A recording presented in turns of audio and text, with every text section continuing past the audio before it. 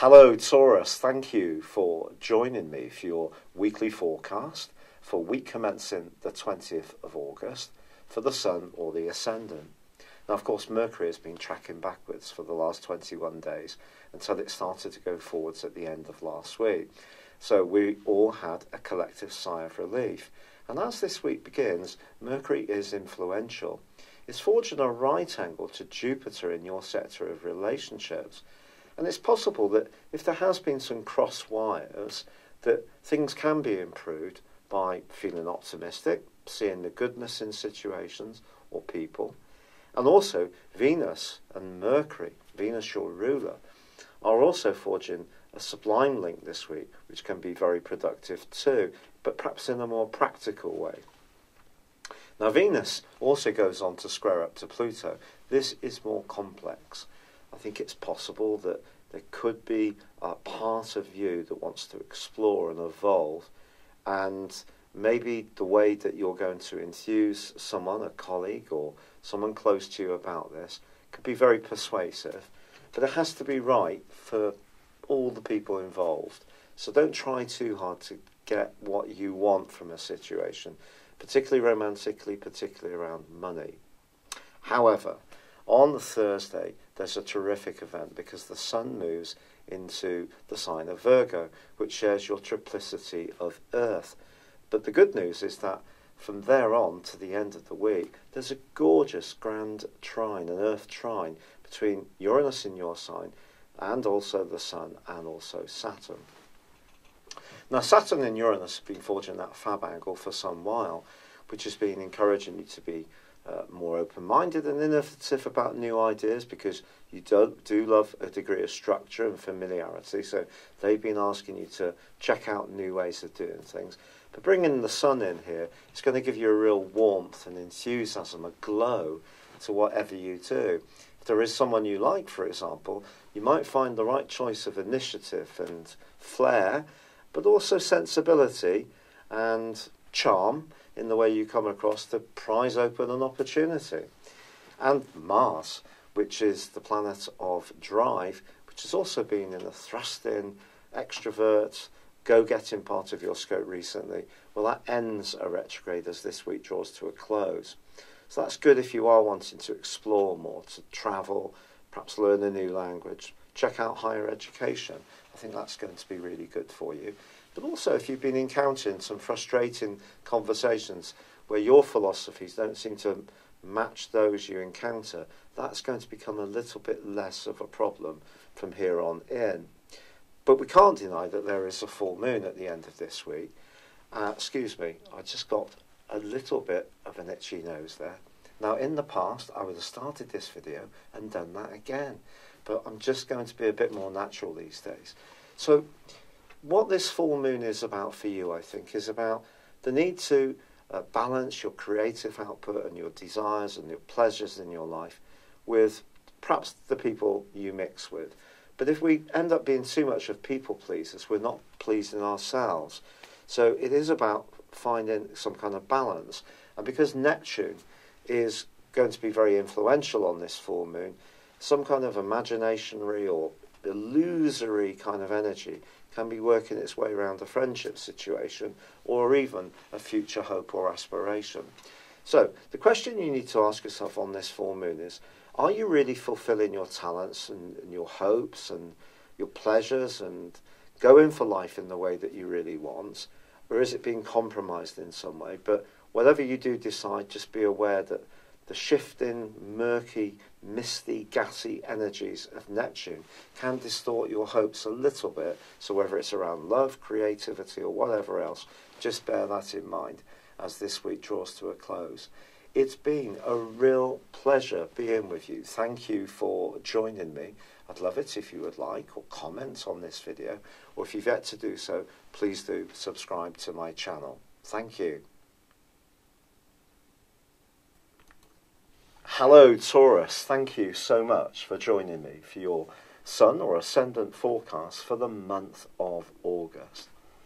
Now there's going to be a lot of astrologers on YouTube talking about retrogrades, and of course there are some retrogrades this month, but 3 of them are concerning three of the higher octave or outer planets in the form of Neptune, Uranus and Pluto.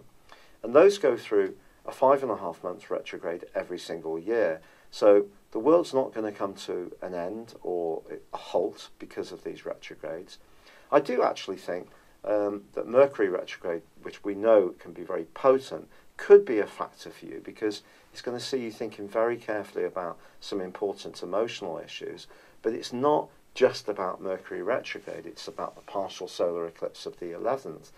It's also about the fact that the North Node is in Leo and itself goes through a period of 3 inversions, or goes back the other way, because of course the North Node goes round to the opposite direction of all the other planets.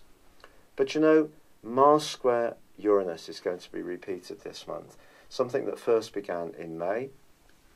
Initially this month it's going to be concerning Uranus in your sign, of course, but Mars is going to actually reverse back into your sister Earth sign of Capricorn on the 13th.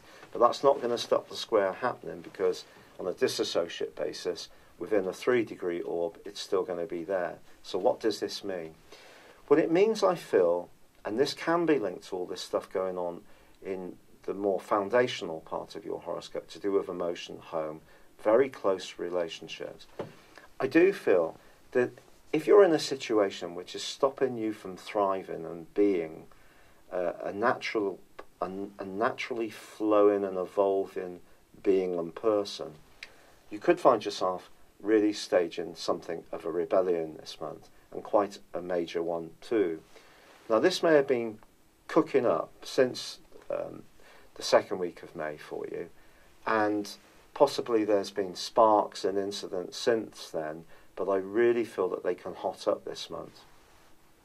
Mars for you in the 10th solar house initially is about you being more outspoken and more assertive about what you really feel, particularly if people aren't hearing your needs, which is possible with the Sun, the partial solar eclipse, and Mercury retrograde, and of course also the North Node, all in Leo.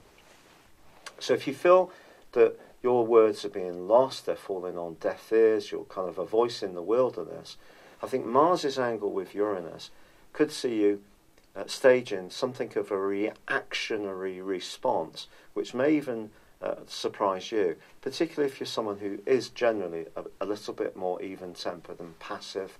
I don't mean passive in a weak way, but just likes to have peace and tranquility in your life. You may be surprised by how much more strident you can be. But you know, if that happens, Taurus, I think you should be saluting yourself and celebrating the fact, because this aspect is raking up a deep desire within you to be authentic, to not necessarily just always look towards your responsibilities, whether it's to a partner, your children, paying the mortgage, your colleagues, doing your job. We all have to go through these things, and of course they're all massively important. But if in some way your identity is just being lost in the process, I think that's really what this month is about for you. Not all these retrogrades just per se. It's more about you rethinking who you are, what you need, and being much more assertive about it, particularly to anyone who's really not listening. Now, on the 3rd through to the 10th, there is a square that begins between the Sun and also Jupiter. Now, the Sun between Square and Jupiter is one of those interesting aspects. It can be challenging, it does have its upsides. You could find yourself being on the end of someone's very kind help. It could be a family member, actually, who could be a real brick and cheer you up with their fortitude. It could be a financial support that they give you, but I think more likely it's just going to be that they listen and they understand where you're coming from. That can be very good. But if you are thinking about buying a property or moving into a rented accommodation with a partner across those 7 days, I wouldn't be too ambitious about what you're trying to achieve, because you may find yourself latterly or later down the track regretting it if you take on too much of a financial burden. Because Jupiter can kind of make us think that anything's possible. It can make us overconfident. And I think in that particular angle, just try to be real about anything to do with the family, anything to do with relationships, even if there is someone buzzing around you that you really like and it's quite delightful to have their attention, don't get too swept up with it initially. Now Venus, the planet of love, and of course your ruler, does move out of a superb location for you, and on the 7th moves into a much more practical one. So for the rest of the month you may be thinking, well, what does this mean for me? Is there going to be, sort of very much in it? But Venus moving through Libra is also another of the signs, along with yours, that it rules. So it's just saying to you that diplomacy can still have a place to play, even if someone is being very frustrating and you're really having to beat the drum in order for them to take notice of you. There can be other times when you can be a bit more self-sacrificing, put yourself out for people, whether it's a colleague or a partner or around the domestic scene. But Mars does itself rewinds into the sign of Capricorn. Now that's interesting because for you that's your 9th solar house, and that's about adventurism, independence, escapism in some ways. So you could think about a travel plan, but it won't be until the 27th of this month that Mars finally ends this colossally long retrograde it's gone through, which has been a big feature of this year. And I feel for you, even if you have been asserting yourself more, even if there has been some changes around your professional situation because of it initially being in your 10th house, as it has been in Aquarius, and it's going back into Aquarius, I must tell you that. So it's not going to emerge from this long journey until November. So it's still going to be asking you to think about work, think about assertiveness, think about possessing your talents and making people more aware of your impact. That's still going to be a theme. And it's still going to be in that square with Uranus for the first 3 weeks of this month. Now the pressure might drop off a bit when it goes forwards and comes out of the square. But of course Mercury is itself retrograde until the 18th. It won't come out of shadow until the 2nd of September. So there may still be some things that need to be resolved, talked about, and need to evolve that aren't necessarily going to instantly be sorted for you on the 18th. But what can be hugely helpful to you is the Sun moving into your sister Earth sign of Virgo on the 23rd. It's going to give you a huge boost of extra vitality and enthusiasm. But the full moon obviously opposes the Sun, which occurs on the 26th in Pisces, actually has some very supportive energy coming in the guise of Saturn and Uranus, which are in a great location to each other all month, as is Jupiter and Neptune. And I think these outer planets, despite these retrogrades, are still there nudging you forwards if you're open to it, to be perfectly honest.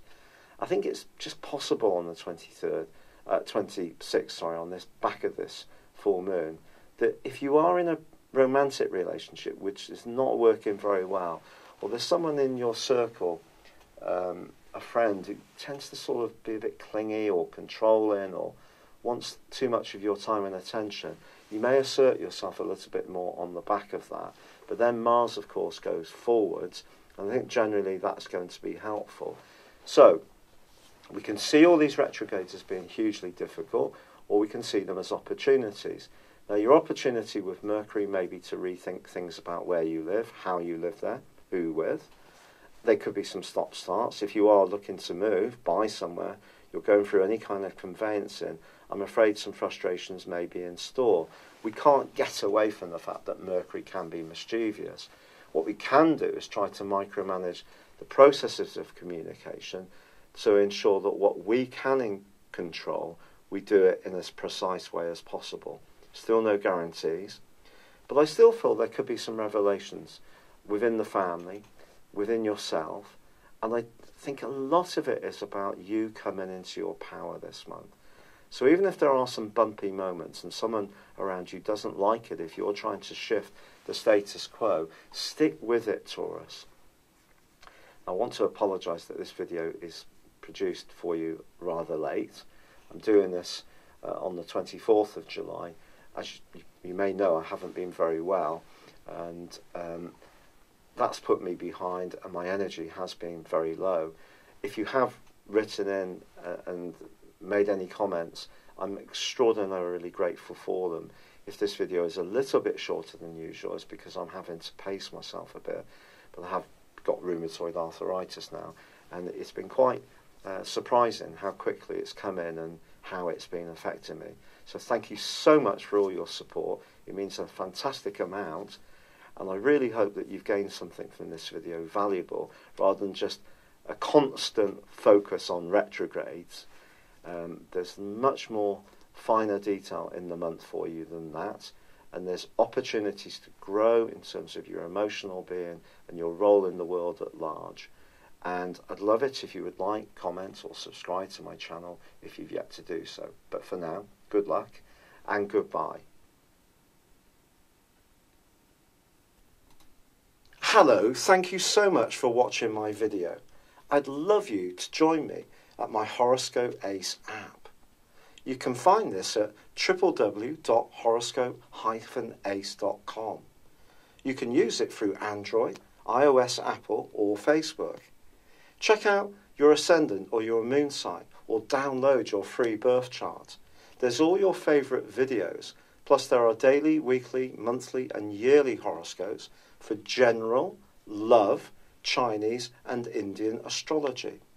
If your passion is tarot, there's my brilliant 3-card money or love tarot readings too. And it's all there at www.horoscope-ace.com. Thank you.